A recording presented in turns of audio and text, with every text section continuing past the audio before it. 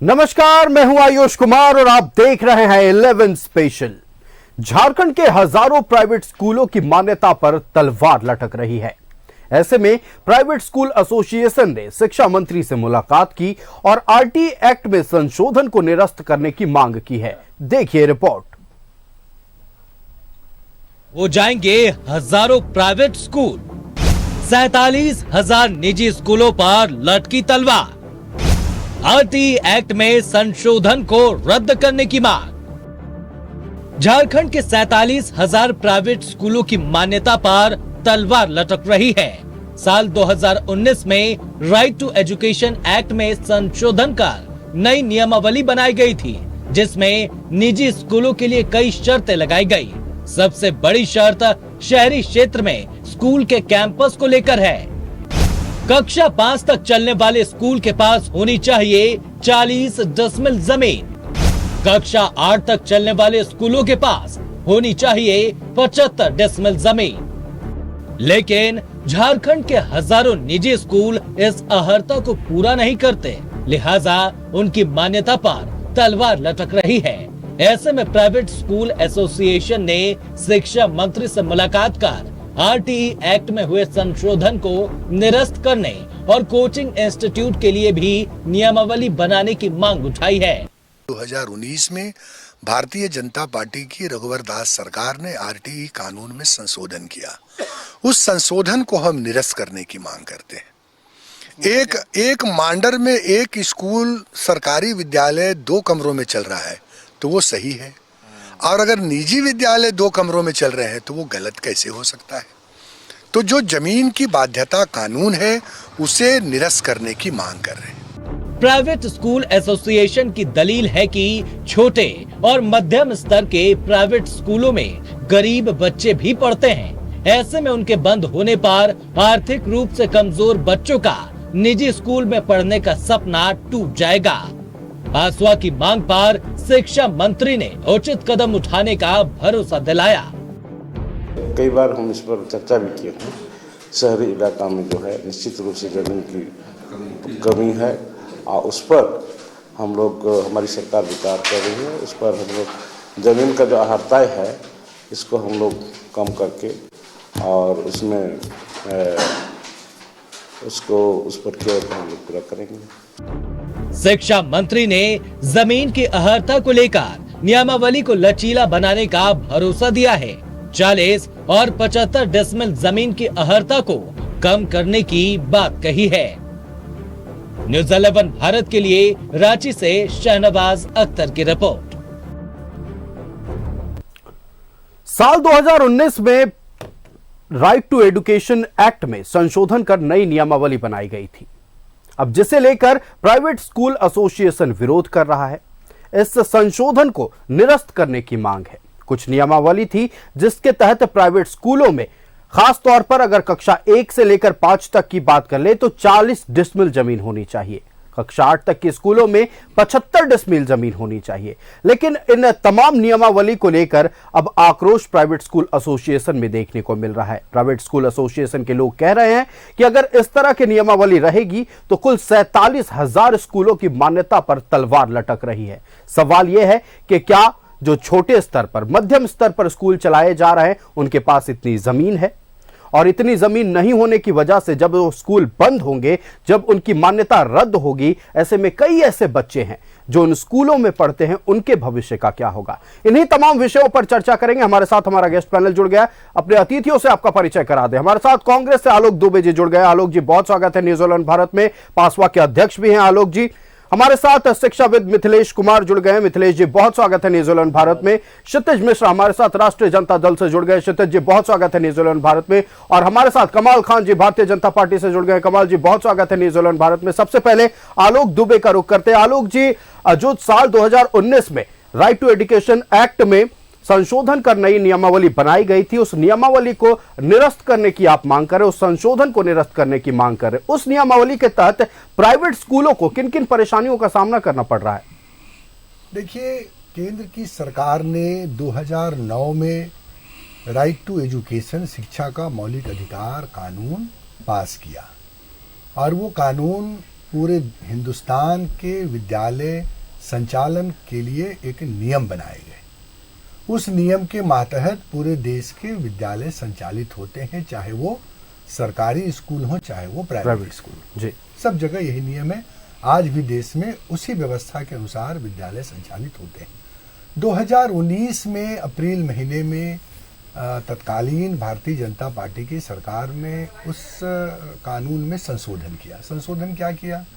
संशोधन किया कि जो ग्रामीण इलाके हैं वहाँ 1 एकड़ जमीन चाहिए, जो शहरी इलाके हैं वहाँ 75 डिसमिल चाहिए, कक्षा 5 तक के लिए 40 डिसमिल जमीन चाहिए। एक सर्वकालिक भवन की बात कही गई थी आरटीई कानून में कि जहाँ सर्दी गर्मी हर मौसम में बच्चे पढ़ सकें। यहाँ पर आपने जमीन की बाध्यता कानून के साथ ही साथ ऐसे नियमावली दिए हैं जहाँ जो ग्रामीण इलाका, आप 2-4-10 बड़े स्कूलों से उसके एजुकेशन का मूल्यांकन नहीं कर सकते।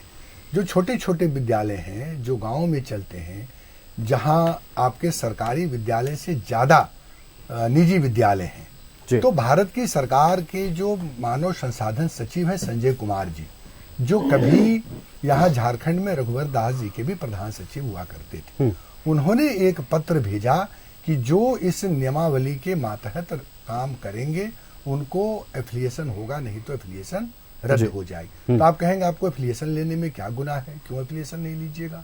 एफिलिएशन हमारा लिया हुआ है जी। हमने एफिलिएशन लिए हुए हैं, जैक बोर्ड से भी एफिलिएशन है।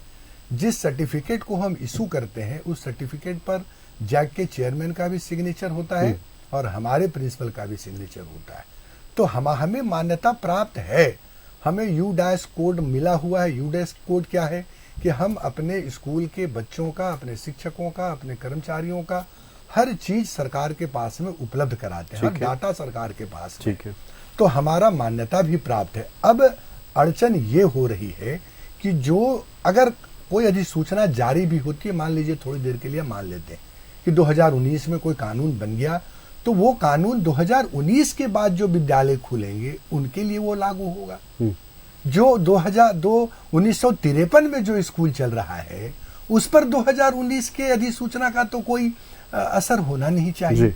तो एक कंस्पिरेसी थी उस समय में भी, याद होगा आपको, कि 5000 से अधिक सरकारी विद्यालयों को भी बंद करने की साजिश की गई थी। आज भी वही है।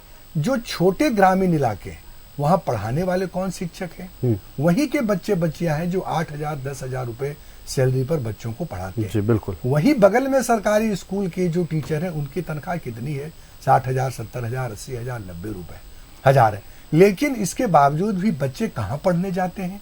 प्राइवेट स्कूल में पढ़ने जाते हैं। भोजन खाते हैं मिड डे मील वहाँ, लेकिन बच्चों को माता पिता कॉबलर हो, कारपेंटर हो, सब्जी बेचने वाला हो, टेम्पो बेचने वाला हो, सब कोई अपने बच्चों को निजी विद्यालय में ही पढ़ाना चाहते। यही हम लोगों ने सरकार से लगातार ये अनुरोध किया है कि जो मान्यता की शर्तें चली आ रही हैं उसी के मातहत आप हमको मान्यता दे दीजिए। मतलब साल 2009 में जो राइट टू एजुकेशन एक्ट था लागू है। अच्छा, यहाँ अलग से CNT SPT एक्ट भी जी बिल्कुल। और आज आपके पास में इतनी जमीनें नहीं है अब कि शहर में कौन 75 डिसमिल जमीन देगा या स्कूल खोलेगा? उतना में वो बड़ा कारोबार कर सकता है, इसलिए वो जमीन भी नहीं देगा। और कहीं भी इस तरह के अड़चन नहीं है, सिर्फ झारखंड में ही जो है इस तरह के व्यवधान है। तो आज हम लोगों ने शिक्षा मंत्री जी से मुलाकात की है। इसके पहले भी दिवंगत हो गए जगन्नाथ महतो जी, उन्होंने कहा था कि हम इसको ये कर लेंगे दूर। तो अभी सारे निजी विद्यालय परेशान हैं। और सबसे बड़ी बात है कि आप यकीन नहीं कीजिएगा, ये जो छोटे विद्यालय हैं यहाँ लगभग 30 लाख बच्चे पढ़ते हैं। जी बिल्कुल। कौन बच्चे पढ़ते हैं? आदिवासी, दलित, अकलियत, गरीब के बच्चे पढ़ते हैं वहां पर। सब सड़क पर आ जाएंगे और सरकार के पास कोई मैकेनिज्म नहीं है कि इतने बच्चों को वो एकोमोडेट कर सकते। जी बिल्कुल। तो सरकार के पास मैकेनिज्म नहीं है कि इतने बच्चों को अकोमोडेट किया जा सके। और निश्चित तौर पर जो मांगे हैं, कहीं ना कहीं अगर उन तस्वीरों को देखें, जो तस्वीर पासवा की ओर से दिखाई जा रही है, कई ऐसे ग्रामीण क्षेत्र हैं जहां 4 कमरे 5 कमरे में स्कूलें चल रही हैं और कई बच्चे वहां पढ़ते हैं। कई लोगों को कई लोगों का रोजगार उससे जुड़ा हुआ है। अगर इस नियमावली की बात करें तो ऐसे सारे स्कूलें बंद हो जाएंगे। भारतीय जनता पार्टी का रुख करते हैं, कमाल खान जी हमारे साथ है। कमाल जी, साल 2019 में जो संशोधन राइट टू एजुकेशन एक्ट में किया गया था, उसको लेकर सीधे तौर पर कांग्रेस का और पासवा के अध्यक्ष आलोक दुबे जी का कहना है कि एक साजिश के तहत उस संशोधन को किया गया था। देखिए, ये बात बेबुनियाद है। मैं भी था, झारखंड अलग राज्य बनने के बाद नियम उठाकर देखें, कांग्रेस की ही सरकार ने नियम बनाई थी, फिर आरजेडी के थी, बिहार एक ही था। झारखंड बनने के बाद वो तो आपका 2.5 एकड़ और 5 एकड़ जमीन का है। हम भी सरकार में गए थे, हमने पूछा कि इतना जमीन कहाँ से मिलेगा, जो आज ये दोहरा रहे। आज तो कम किया गया है कि 75 डिसमिल ही जमीन का, 2.5 एकड़ की बात थी, 5 एकड़ का। तो लोगों ने समझाया, शिक्षा विभाग के लोगों ने, कि हाई स्कूल जब रहेगा तो हाई स्कूल में बच्चे पढ़ेंगे तो खेल का मैदान भी होना चाहिए, हर चीज़ का लाइब्रेरी भी होना चाहिए, हर चीज़ का ये है। तो हम कहा कि भाई आज के ज़माने में शहर में कहाँ मिलेगा, ठीक है ग्रामीण इलाके में पहले से चल रहा है तो वो है। तो ये संशोधन करके माननीय तत्कालीन उस समय के मुख्यमंत्री और अकबर जी ने और आपका सरल किया था कि कम किया जमीन को। अब हाई स्कूल का है तो 75 डिसमिल है कि नहीं।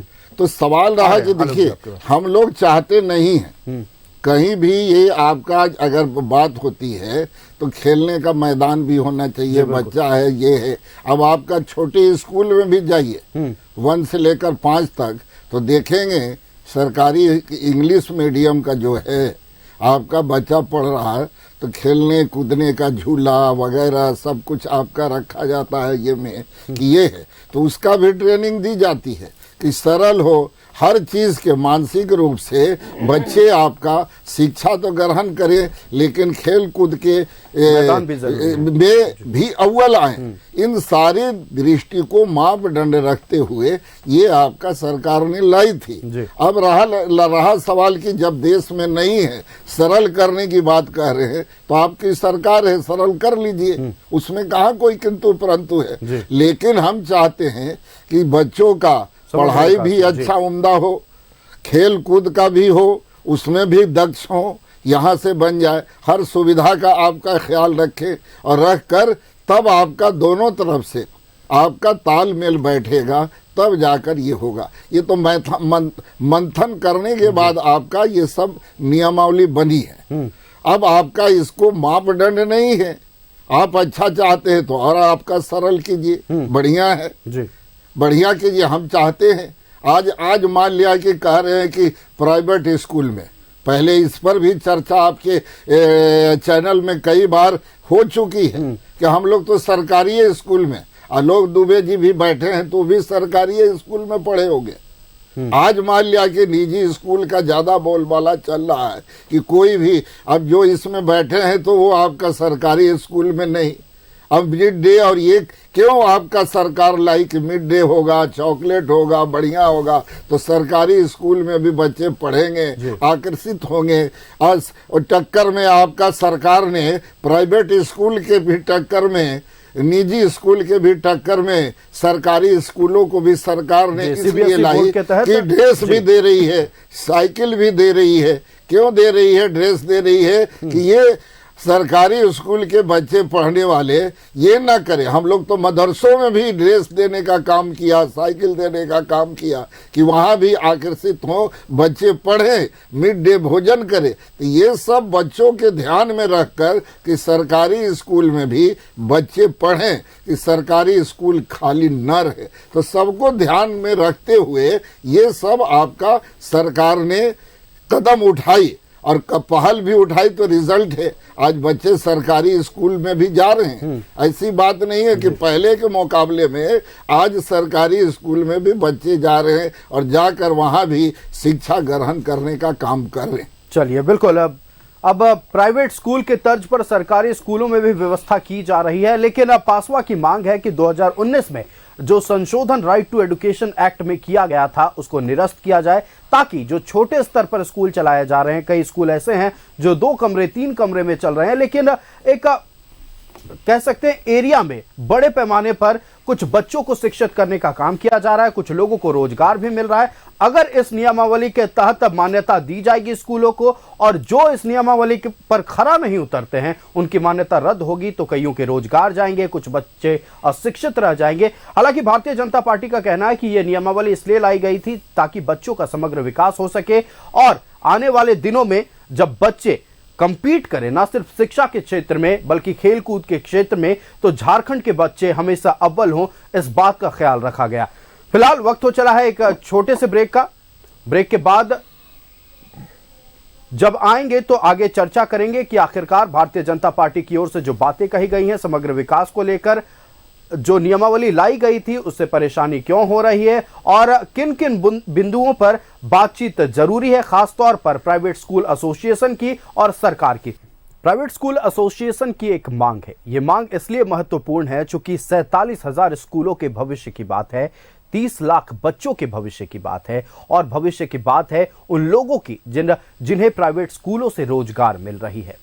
भारतीय जनता पार्टी का कहना है कि 2019 में जब संशोधन कर नई नियमावली लाई गई थी, इसलिए लाई गई थी ताकि जो बच्चे ग्रामीण क्षेत्रों में सरकारी स्कूलों में और प्राइवेट स्कूलों में पढ़ाई कर रहे हैं, खासतौर पर प्राइवेट स्कूलों में पढ़ाई कर रहे हैं, वो शिक्षा के क्षेत्र में तो आगे बढ़े ही, साथ ही खेल कूद के क्षेत्र में पूरी दुनिया को कंपीट कर सके। इसीलिए यह नियमावली लाई गई थी कि प्लेग्राउंड होना स्कूल में बेहद जरूरी है। हालांकि प्राइवेट स्कूल एसोसिएशन का कहना है कि कई स्कूल बंद हो जाएंगे। इसी विषय पर चर्चा हो रही है। हमारे साथ हमारा गेस्ट पैनल जुड़ा हुआ है। राष्ट्रीय जनता दल का रुख करते ही क्षितिज मिश्रा हमारे साथ जुड़े हुए हैं। क्षितिज जी, देखिए लगातार प्राइवेट स्कूल एसोसिएशन की ओर से यह मांग की जा रही है कि जो साल 2019 में राइट टू एजुकेशन एक्ट में संशोधन कर नई नियमावली लाई गई थी उसे निरस्त किया जाए। इसे आप कैसे देख रहे हैं? जी बिल्कुल, देखिए क्योंकि ये बच्चों के भविष्य का बात है, आप समझिए, क्योंकि सरकार ने अभी सीएम स्कूल ऑफ एक्सीलेंस तो लाया लेकिन हमारी उतनी कैपेसिटी नहीं है फिलहाल कि हम उतने सारे बच्चों को अपने जगह पर पढ़ा सके। तो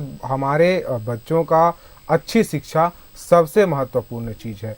तो आप देख सकते हैं, आपने सामने भी ऐसी बहुत सारी स्कूलें हैं जिनके पास की उतना ज़्यादा ज़मीन नहीं है लेकिन बच्चे ज़्यादा हैं और पढ़ाई बहुत अच्छी होती है। तो अगर वैसी स्कूल अगर पुरानी व्यवस्था के कारण वो बंद हो रही है तो गलत है। लेकिन दूसरी चीज़ आयुष जी, मैं एक और भी चीज़ों को ध्यान करता हूँ, जब दो चीज़ों को मैं जोड़ता हूँ तो इससे वो पुराने जो नियम है उस पर एक साजिश भी नजर आता है। आप देखिए, एक तरफ 4,623 सरकारी विद्यालयों को मर्ज किया गया, दूसरे तरफ ऐसे नियम लाए गए जिसमें कि छोटे विद्यालय, देखिए बड़े रूप में विद्यालय बनेंगे, फीस ज्यादा होगी बड़ी विद्यालयों के, तो लोग नहीं जा पाएंगे। 4,623 विद्यालयों को मर्ज किया गया। अब देखिए क्या हो रहा है कि छोटे स्कूलों को बंद हो जाएंगे, वो विद्यालय के 4,000 के बच्चे भी बाहर आ गए। आप बच्चों को पढ़ाना जरूरी है, बच्चा जाएगा कहाँ? जी, बड़े स्कूलों में, क्योंकि पढ़ाना जरूरी है। वो कैसे भी करके फीस देंगे वो, और लेकिन वो बच्चों को भेजेंगे क्योंकि पढ़ाना जरूरी है। तो कहीं ना कहीं ये बड़े विद्यालयों को बढ़ाने की और साजिश का भी इशारा करता है। तो छोटे विद्यालयों में अच्छी पढ़ाइयों के अब हो रही है और उससे हमारे, जैसा कि हमारे भाई ने भी कहा कि उससे वहाँ के ही विद्यालय से ही जो बच्चे पढ़ते हैं उनको भी नौकरी मिलती है और आसपास के लोग जो हैं वहाँ पर नौकरी करते हैं, बच्चों को पढ़ाते हैं, तो इससे नौकरी भी जाएगी। 30 लाख बच्चे के भविष्य की बात भी है। तो सरकार जो है वो सजग है, हमारी सरकार, और इस पर जरूर विचार करेगी। हमारे शिक्षा मंत्री ने भी कहा है वो जरूर इस पर नियमावली को बदलने का, बिल्कुल नियमावली को लेकर शिक्षा विभाग जरूर विचार करेगी। फिलहाल हम रुख करते हैं मिथिलेश कुमार जी का। मिथिलेश जी शिक्षाविद है, शिक्षा के क्षेत्र में उन्होंने बहुत योगदान दिया है।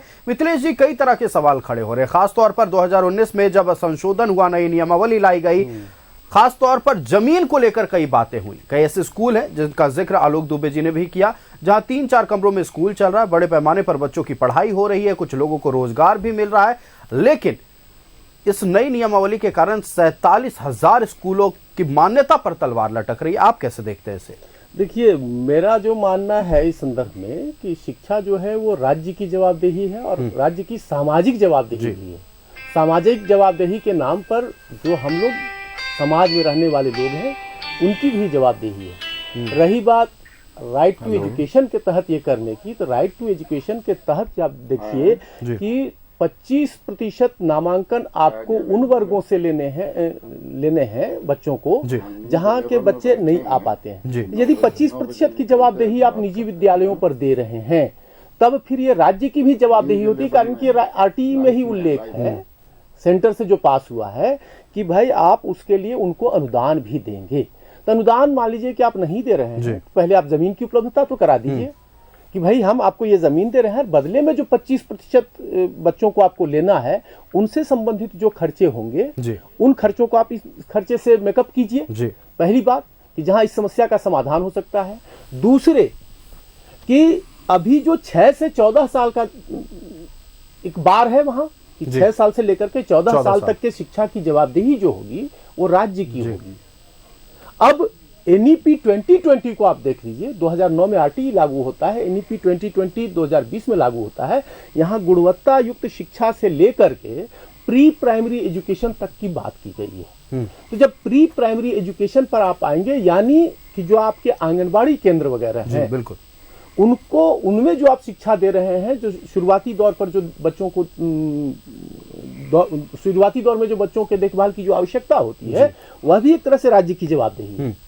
तब यहां आप जो निजी विद्यालयों पर बहुत सारे बाइंडिंग्स लगा रहे हैं, यदि ये क्वालिटी कंट्रोल के लिए बाइंडिंग्स है तब तो इनको आप मान सकते हैं कि चलिए ये ठीक है। लेकिन यदि सिर्फ क्वालिटी कंट्रोल नहीं है, हम सिर्फ नियमावली दे रहे हैं, बदले में जो 25% की जवाबदेही है उससे संबंधित राज्य उनकी मदद में खड़ा हो जाए तो फिर ये बात बन सकती है। तब इस नियम में संशोधन की भी आवश्यकता नहीं रहेगी, आलोक जी की भी शिकायत दूर हो जाएगी। और जो कमाल साहब कह रहे हैं, पक्ष और विपक्ष दोनों की तरफ से लोग यहाँ हैं, तो उन दोनों के बीच से एक रास्ता निकल सकता है। यदि उस पर गौर करें तो शायद बात बने, कारण कि केंद्र की ने जो नियम बनाया है, जो कानून बनाया है, उस कानून में ही ये उल्लेख है कि राज्य भी उनको मदद करेगा, निजी विद्यालयों को भी।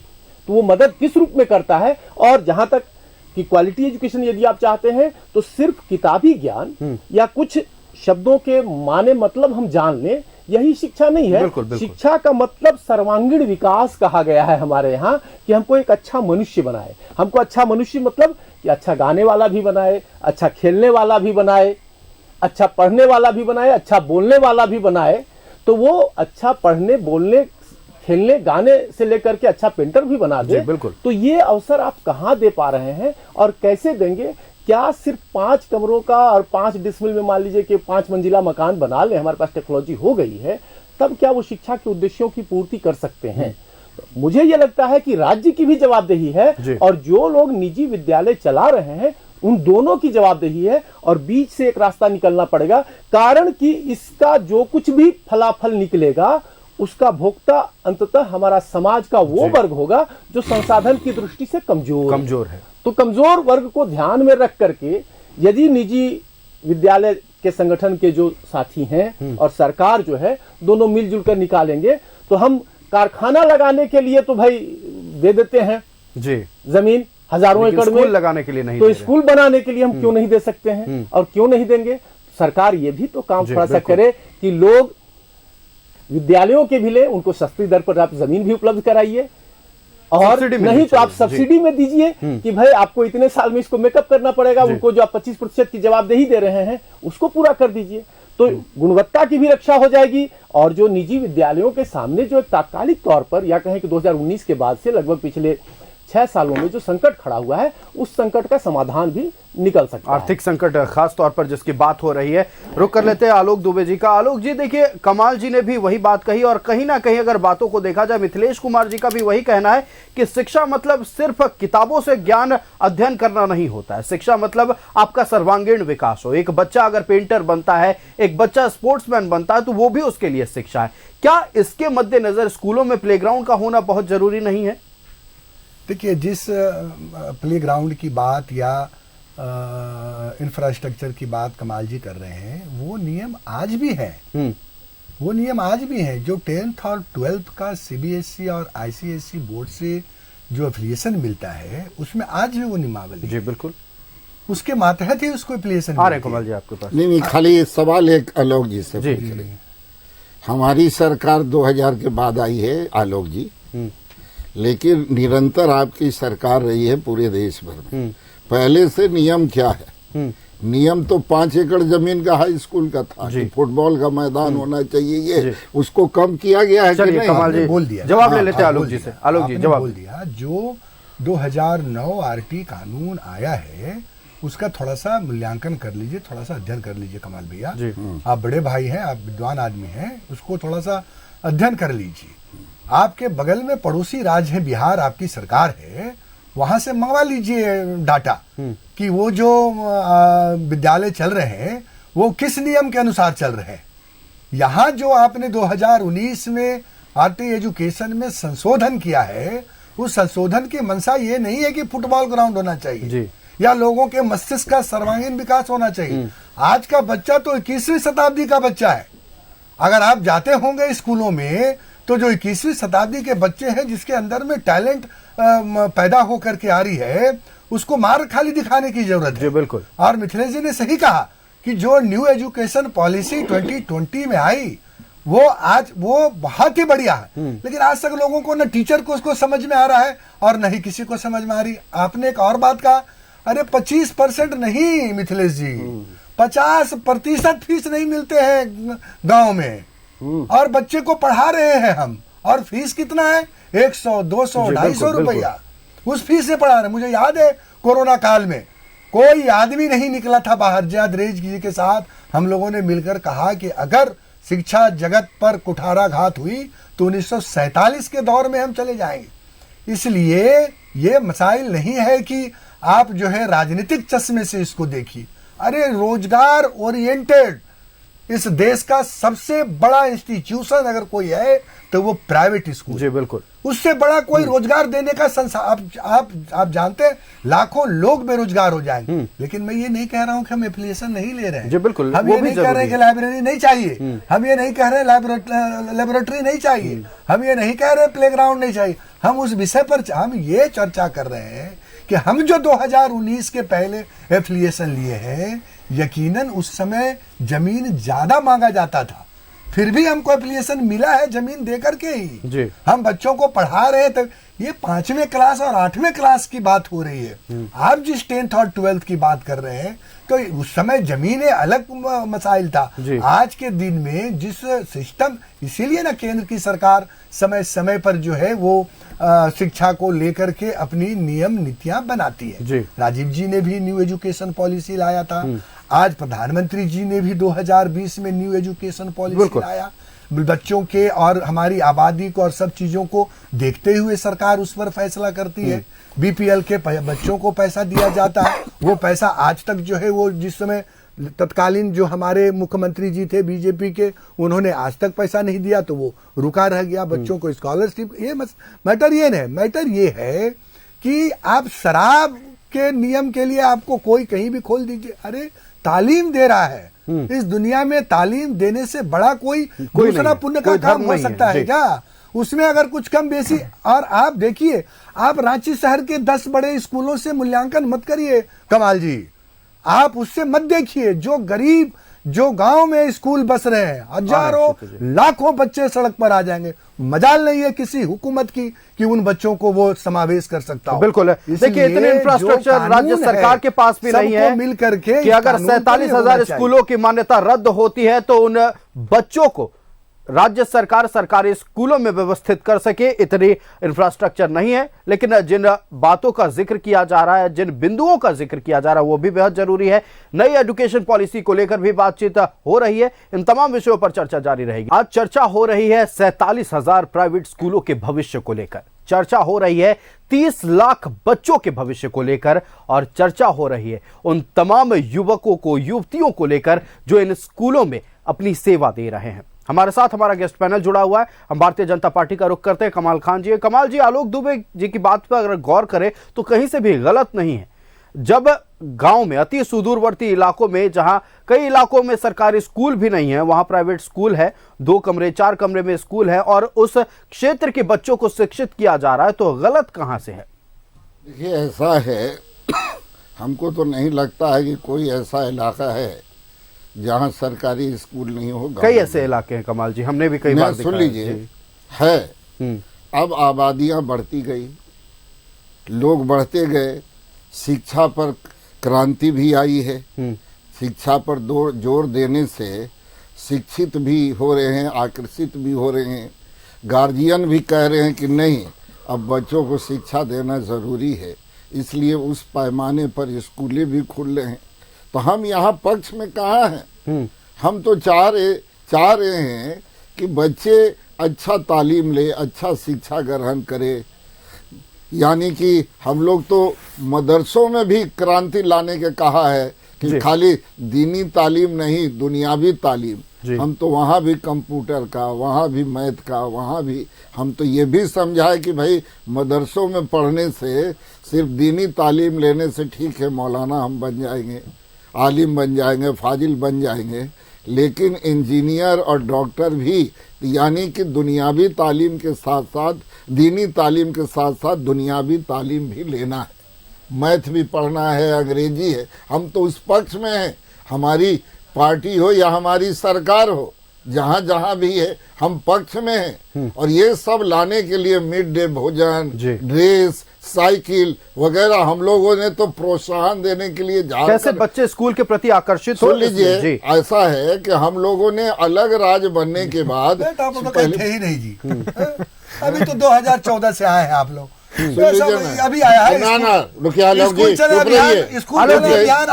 आलोक जी सुन लीजिए, कमाल जी बात पूरी करें। हम अलग राज्य बनने के बाद से हम लोगों ने साइकिल योजना, आपको तो आलोक जी झूठ बोलने का महारत हासिल, अरे बड़े भाई खाली झूठ समझ गए। ठीक है देखिए, आप उठा कर देखिए कि साइकिल योजना हमने किया कि नहीं। यहाँ के लोगों को साइकिल है, किसी को एक भी झूठे साइकिल है, वो हेमंत सोरेन वाले साइकिल को अपना में जोड़। बताइए आलोक जी सर, बात पूरी कर लेते हैं। ऐसा है कि हम लोगों ने तो मान लिया कि देखिए स्कॉलरशिप देने के लिए अल्पसंख्यक स्कूलों में भी आए, मदरसों में भी प्रोत्साहन देने के लिए। अब ये लोग डंका पीट कर झूठ बोल पर करके झूठ बोल कर, जैसे बटेर कहा जाता है किसमें जाल में गलत से फंस जाए, उसी तरह झारखंड में। नहीं देखिए, आज चर्चा हो नहीं रही है कि सच क्या है और झूठ क्या। आज चर्चा हो रही है मांग जो प्राइवेट स्कूल एसोसिएशन की है, सब संशोधन को निरस्त करना चाहिए या नहीं। सुन लीजिए, कोई भी आपका स्कूल बंद न हो, सबको मान्यता मिलेगी। आज मान लिया कि इस तरह रहेगा कि भाई एक रूम में आप खोल दीजिए। अरे जब 2 रूम में खोल रहे हैं तो 2 रूम और चाहिए, खेल का मैदान भी चाहिए, वो कर सकते हैं। खोलने के लिए वो कर सकते हैं, नया टेक्नोलॉजी भी ला सकते हैं।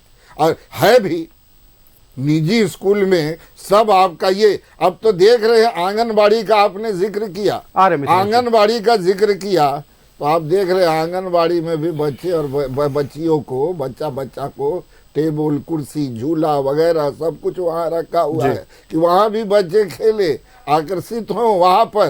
क्या मैं झूठ बोल रहा हूँ? ये बात सच है कि नहीं? आज पेपर में देखे, मैं तो आज देख आंगनबाड़ी में व्यवस्था सुचारू रूप से ठीक नहीं। आज पेपर में मैं दैनिक भास्कर पढ़ रहा था, उसमें झूला, टेबल, कुर्सी आज ही दिया हुआ है। दैनिक भास्कर में आपका हमने पढ़ा उसको।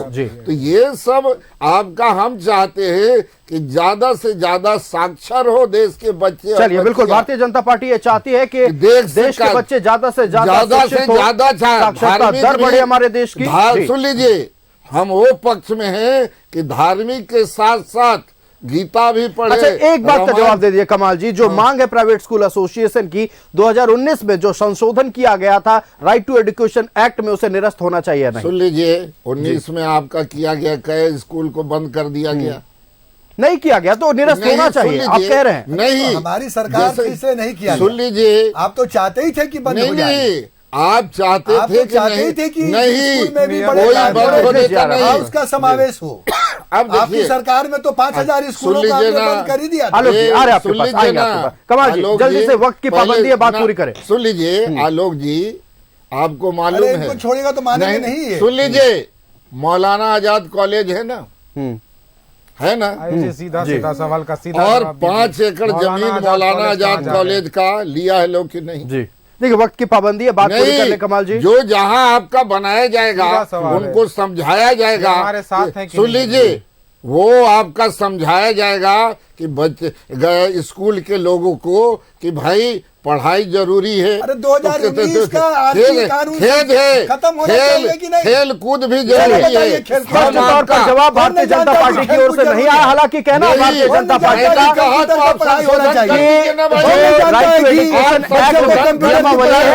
वो बरकरार रहे, कोई स्कूल बंद नहीं होना चाहिए। भारतीय जनता पार्टी आप संशोधन कर दीजिए,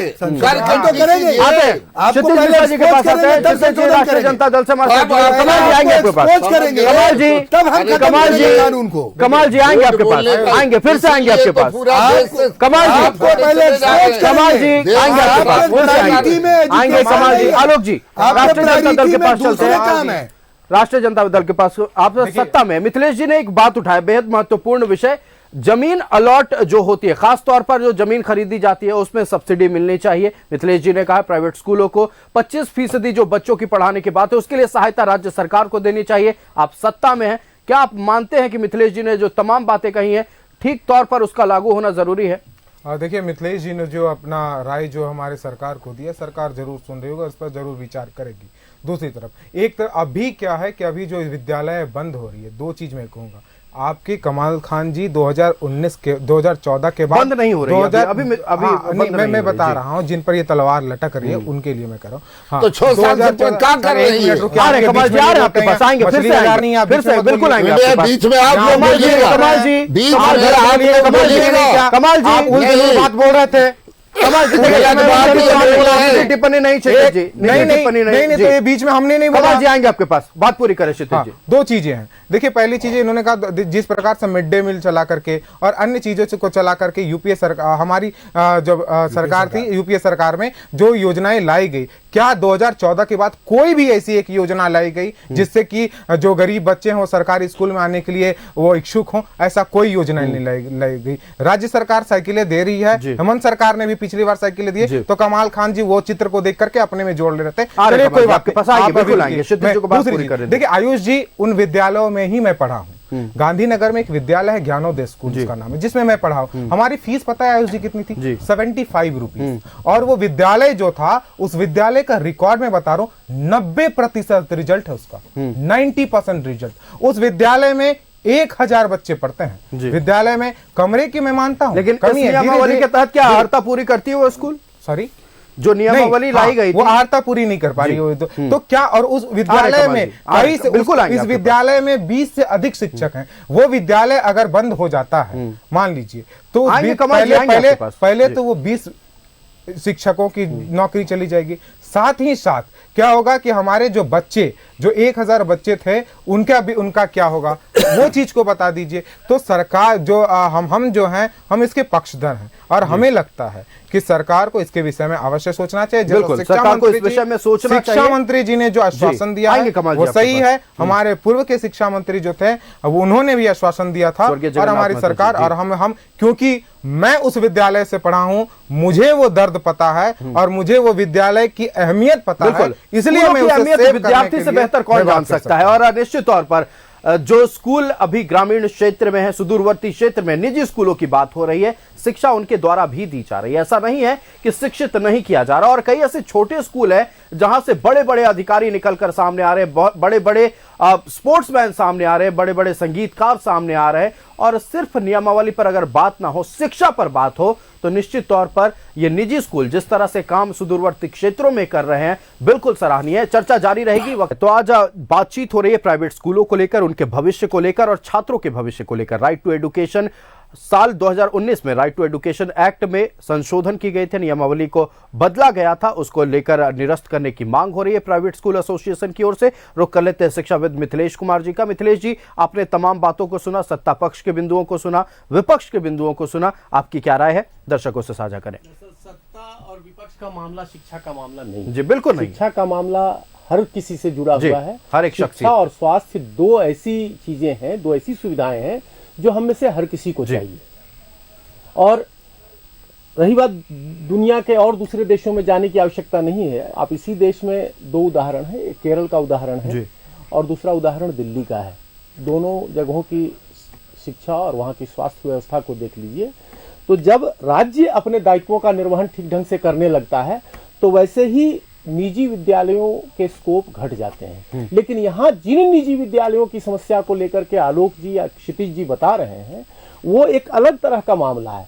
निजी विद्यालयों में भी आप देखिए तो आजकल सच पूछिए तो जो बड़े ब्रांड के नाम जो आप देख रहे हैं, जहां अरबपति प्लेयर्स आ गए हैं, उनके संदर्भ में कुछ नहीं होगा। ये जो एक इंटरप्रेन्योरशिप के तहत या अपनी बेरोजगारी को दूर करने के लिए जो भी लोग पढ़कर निकले और जिनके मन में ये ललक रही कि हम भी वो शिक्षा के क्षेत्र में कुछ काम करें, वो जो आए हैं, ये संकट उनके सामने है। यहीं फिर राज्य का दायित्व शुरू होता है कि राज्य वैसे लोगों को कुछ सुविधाएं दे और उनके भीतर जो स्किल है, उनका जो कौशल है, उस कौशल का उपयोग वो राज्य के विकास में करे।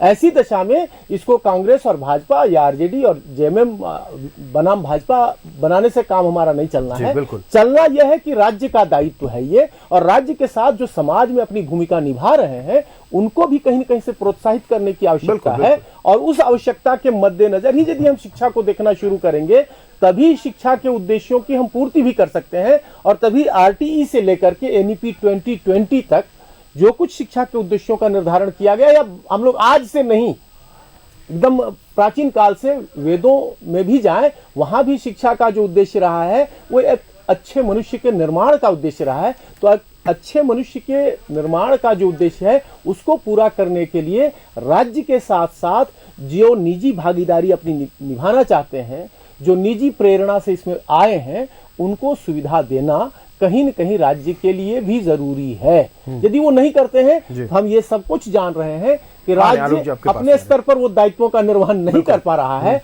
तो वैसी दशा में हमें उन लोगों का ख्याल करना पड़ेगा जो इस दिशा में अपना कुछ योगदान करना चाहते हैं। बिल्कुल, जो हमें उन लोगों का भी ख्याल रखना होगा, और खासतौर पर राज्य सरकार को उन लोगों का ख्याल रखना होगा जो समाज को शिक्षित करने की दिशा में अपना योगदान दे रहे हैं। आलोक जी, आप कुछ कह रहे थे जब मिथिलेश कुमार जी अपनी बातों मिथिलेश जी जो है ना, वो पुराने एबीवीपी के कार्यकर्ता रहे हैं, मैं इनको अच्छे से जानता हूँ। तो ये माफ कीजिएगा, मैं एबीवीपी का कार्यकर्ता नहीं रहा हूँ। थे आप हम आपको जानते हैं। सबको अब राजनीतिक बातचीत नहीं, उन्होंने शिक्षा देखिए जो रहे हैं ना, अच्छा सॉरी, जो केंद्र पर ये जो चर्चा हम नहीं कर रहे हैं, कहाँ से ये मैटर शुरू हुआ? कलाम जी से बड़े भाई हैं, मैं निवेदन से कहूंगा कि आप इसको रघुवर दास जी के राजनीति के तौर पर मत देखिए, इसको एजुकेशन के तौर पर देखिए। कहां से कमाल जी आएंगे, बिल्कुल आज से 2 महीने पहले मानव संसाधन सचिव संजय कुमार जी ने पत्र भेजा भारत सरकार की ओर से कि झारखंड के निजी विद्यालय बंद हो जाएंगे अगर उनको मान्यता नहीं मिली तो। ठीक है, आप इसकी राजनीतिक कंस्पिरेसी को समझिए। एक कंस्पिरेसी 2019 में हुआ। अरे निजी विद्यालय आपके हर काम में खड़ा रहती है। आपको एग्जामिनेशन लेना है तो स्कूल, निजी विद्यालय के स्कूल काम आएंगे। आपको लोकतंत्र की बहाली करनी है, आरोप लगा रहे कंस्पिरेसी से क्या फायदा देख रहे हैं ये लोग, ये भी समझा दीजिए। इनको मतलब ही नहीं है लिटरेसी से, इनका काम ही दूसरा है। हिंदुस्तान को ये दूसरे रास्ते पर ले जाना चाहते हैं। किस रास्ते पर? उसी रास्ते पर वो देख रहे हैं, हिंदुस्तान, पाकिस्तान और धर्म कर्म, यही सब के रास्ते पर। ये इनको पढ़ाई लिखाई से कोई लेना देना नहीं है।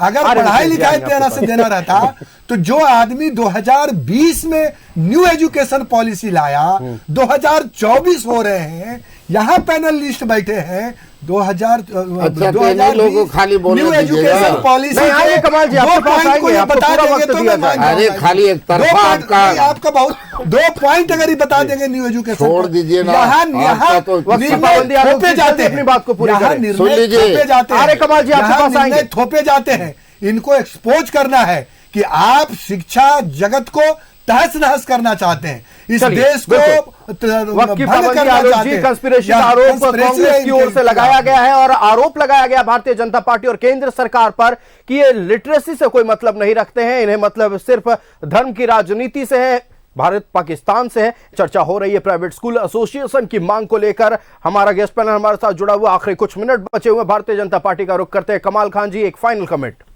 देखिए ऐसा है, आपके सामने राजद के और कांग्रेस के दोनों आदमी सीधा जवाब दे दीजिएगा। मैं कह रहा हूं साइकिल पर इन्होंने कहा कि हम लाए, और अगर साइकिल अलग राज्य बनने के बाद माननीय बाबूलाल मरांडी जी आपकी मुख्यमंत्री सरकार थी थे। तो हम कैसे दे देंगे? आलोक जी क्षितिज जी आप सुनिए, आप बोलने दे दिए। पिलाने लग गए आप। कमाल जी को बात पूरी किस करने राही देते तरफ ले जा हैं। रहे हैं? आलोक सुन लीजिए ना। 2019 देखिए, कानून संशोधन दर्शक अपना निरस्त बेस होना की चाहिए, नींद से निकालकर आप लोगों को सुन रहे हैं। दर्शक को मालूम सुन है लीजिए, कि ये तो बीजेपी वाले अपना लोग क्या एक बोलते तरफा रखे, एक हैं, तरफा झूठ का करेंगे। सरदार है ये आलोक लोग। जी, हल्ला दर्शक करना अच्छी तरह है। से जी, जानते आलोक हैं जी, कि इसीलिए बीजेपी का आप क्या काम है। आखिरी 2 मिनट बचे हुए हैं। बीजेपी का कमाल जी क्या की काम बात है, पूरी दर्शक होने अच्छी देते तरह से हैं। जानते ना हैं। करने देंगे, सच्चाई आलोक जी सुनने आखिरी के 2 लिए मिनट तैयार बचे हुए हैं। नहीं। कमाल जी को बात पूरी करने देते हैं। देखिए, साइकिल योजना अरे हम कानून लोग निरस्त होना चाहिए कि नहीं 2019 का? बताइए तो ये- साइकिल अगर योजना हम लोगों ने नहीं दिया लाया है तो मैं राजनीति से चलिए संन्यास ठीक है, ले लूंगा। चलिए ठीक है। आप नहीं तो लोगों ने इन लोगों बच्चों को शिक्षित करने की फैसला दिशा करवाए। में स्कूल फैसला करने की दिशा में इंतजाम किया। हम मान रहे हैं। लीजिए। चलिए हम मान रहे हैं। कमाल जी, ये कानून में जो नियमावली आई थी ये निरस्त होना चाहिए नहीं? एक फाइनल कमेंट बस। सुन लीजिए, मैं कह रहा हूँ पहले इस रेल पर मंत्री को फैसला इस्तीफा दे बोले। देना चाहिए। हाँ, वहाँ दिल्ली हम में लोगों जो ने है लाया है, फेल हो गया। हम ये बात लोगों ने तीसरा लाया चुनाव है, नहीं देते रहे। हम लोग रेल मंत्री को इस्तीफा देना चाहिए कि नहीं देना सियासी घमासान चाहिए? बचा हुआ है। हम लोग हालांकि रेल मंत्री को इस्तीफा देना चाहिए कि नहीं? होनी नहीं चाहिए। मासूम लोगों की मौत का जिम्मेदार कौन है? और भारतीय जनता पार्टी के लोग आरोप प्रत्यारोप लगा रहे हैं। नियमावली को कुछ अहर्ताएं हैं जो प्राइवेट स्कूल को मान्य होंगी, नहीं तो उनका मान्यता रद्द होगा। ऐसे 47,000 स्कूलों पर फिलहाल तलवार लटक रही है। आज चर्चा में तमाम बिंदुओं पर जिक्र किया गया। हमारा गेस्ट पैनल हमारे साथ जुड़ा हुआ था। कई महत्वपूर्ण बातें रखी गई। मिथिलेश कुमार जी की ओर से भी महत्वपूर्ण बात रखी गई। अपने अतिथियों का हम धन्यवाद करते हैं। हमारे साथ कांग्रेस से आलोक दुबे जी जुड़े हुए थे। आलोक जी बहुत धन्यवाद न्यूजीलैंड भारत को समय देने के लिए। भारतीय जनता पार्टी से हमारे साथ कमाल खान जी जुड़े हुए थे। कमाल जी बहुत धन्यवाद न्यूजीलैंड भारत को समय देने के लिए। क्षितिज मिश्रा हमारे साथ राष्ट्रीय जनता दल से जुड़े हुए थे। क्षितिज जी बहुत धन्यवाद न्यूजीलैंड भारत को समय देने के लिए। और मिथिलेश कुमार हमारे साथ शिक्षाविद जुड़े हुए थे। मिथिलेश जी बहुत धन्यवाद न्यूजीलैंड भारत को समय देने के लिए। खबरें चलती रहेंगी, जनता से जुड़े मुद्दों को लेकर हम आपके बीच पहुंचते रहेंगे। फिलहाल मुझे दीजिए इजाजत। देखते रहिए न्यूज़ 11 भारत। नमस्कार।